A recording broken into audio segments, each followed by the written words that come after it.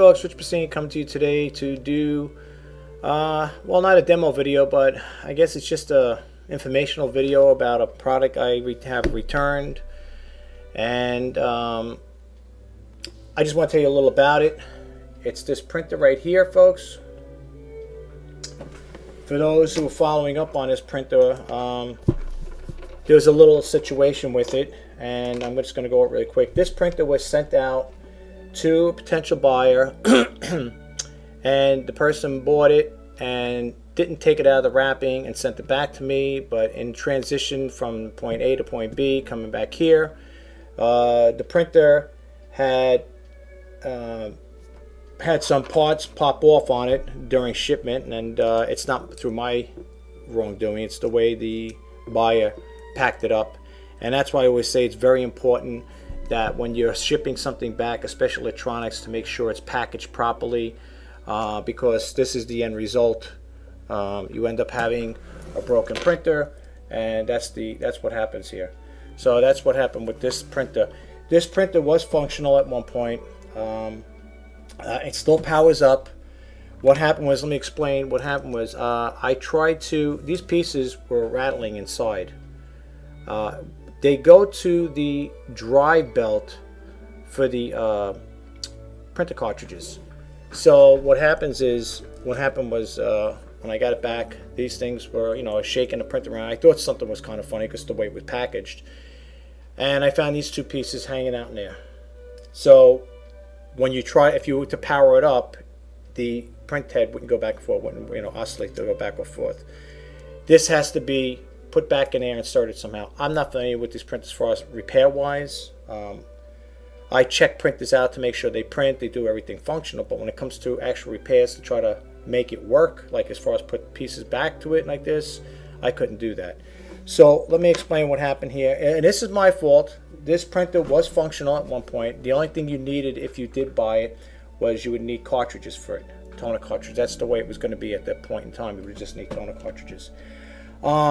I tried to get my hand in here, which I can't. I can get in here, but I don't know where these pieces go. Okay. They attach somehow. This must be like a retention thing. Like I guess it's for I guess it's a tension thing. Whatever. There's a wheel that's in here. Matter of fact, I got to get that to put in here. Probably it's in here somewhere. If you buy the printer, if you want to buy it, I'm selling it for parts now. Now I can't sell it for a working printer. This is what I was afraid was going to happen, because it was a good functional printer. It did work. Now I have to sell it for parts. There's a wheel in here. It's in here, I guess, somewhere. I got to try to look for it. And the wheel goes on here, and the belt would go around the wheel. What happened was I tried to figure it out how to get it in here. I couldn't do it. The scanner, the flatbed scanner, did work. Okay, it did work. In my previous video, it did work.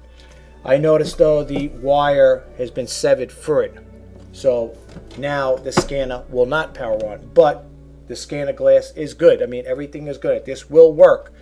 You might have to get a cable for it if you want to invest time to it. If you're a person like that deals with PC, repairs and stuff like that, you might want to get the cable for. I'm sure you can get the cable for that to attach for the scanner. I can't get this thing to part. I don't know how to do it. I'll be upfront and honest with you. So please keep in mind that it's going to be in the description that if you buy the printer, you are buying this as for parts. Okay, it does power up. I'm going to power it on, show you it powers up. It has cartridges that install it but are empty. And if you did again want to invest money into this printer, like get a cable or whatever for it, what do you call it? The cable for the scanner glass. I don't know how. Again, I don't know how to take it apart. I'm not going to lie to you. I'm not a mechanic to work on printers. I don't know how to take this thing apart. Okay.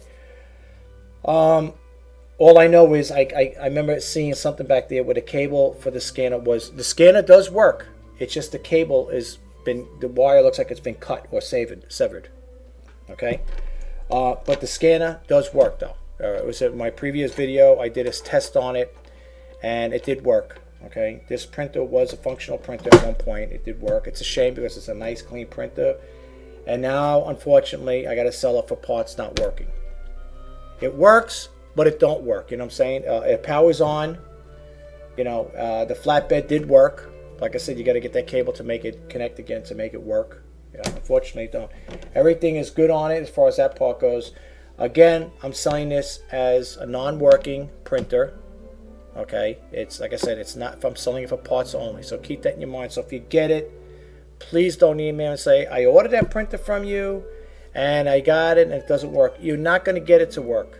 Okay, the dry belt is not. The dry belt will not oscillate the print head back and forth. There's a dry belt in there, but it's not connected. It popped off.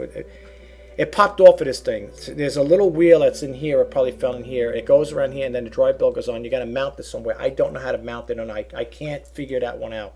Okay, I tried looking in there. I can't get my hands. I don't know how to take the part. I don't know how to take this part off. I can't do it, or else I would try to fix it myself. But I can't do it. I'm not going to be honest with you. I'm not going to lie to you guys.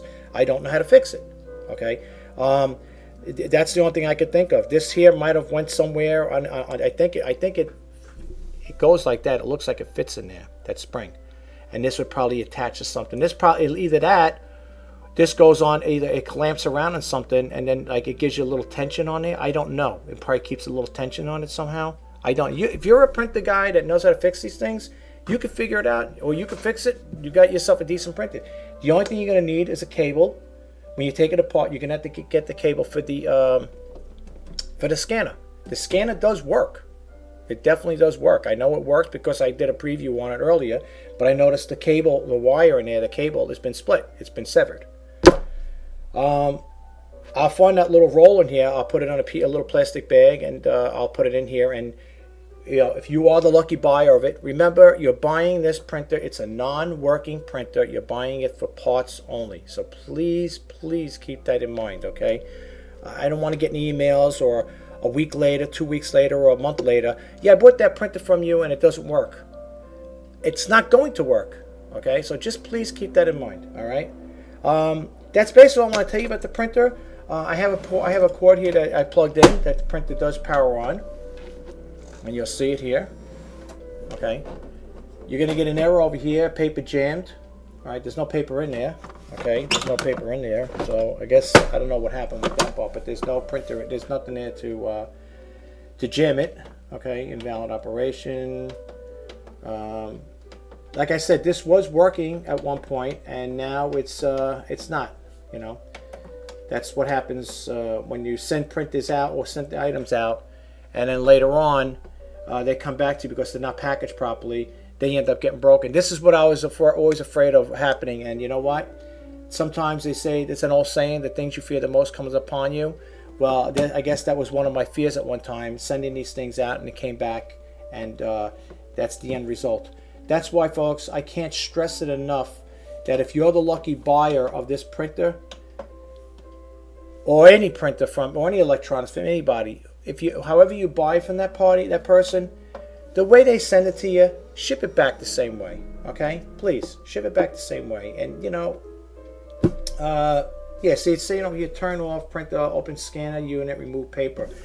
There's nothing in the scanner because the scanner wire has been severed. Like I said, it's been severed. Okay, so that's why you got that there, and it's not going to work until you get that fixed. So right now, yes, it powers on. If you are a person that is looking for a thing to strip it, to take parts off it, I still left the plastic on here. The LED is good. You could use this whole mechanism if you could take this off, if you're a person that knows how to fix printers, whatever. Again, the flatbed scanner does work. It's clean. You'll see if you're a guy that repairs printers, you will see that it does work. You can harvest parts off it. Okay, you can harvest parts off it. It comes with the power adapter, the power cord. Okay, the body itself is in pretty good condition. Again, if you want to invest the money in it, get that cord. If you're, like I said, if you're a printer technician, all you're going to need is a printer cord to the cord that connects to the scanner to reconnect it, get a new one. Then your flatbed scanner will work. Hook this back up in there. Get yourself some cartridges. Clean the inkjet heads on there too. Just clean them out, and you got yourself a working printer. Okay. The print cartridges installed in here are dry. They're bone dry. They ain't gonna work. Okay, so just keep that in mind. This is the printer for the dry belt for the print head to go back and forth, to oscillate, go back and forth. Is not going to oscillate and go back and forth because this part is off. Okay, and the dry belt is off inside. that's basically it, folks. If you got any questions, please let me know. I'm sorry it worked out that way.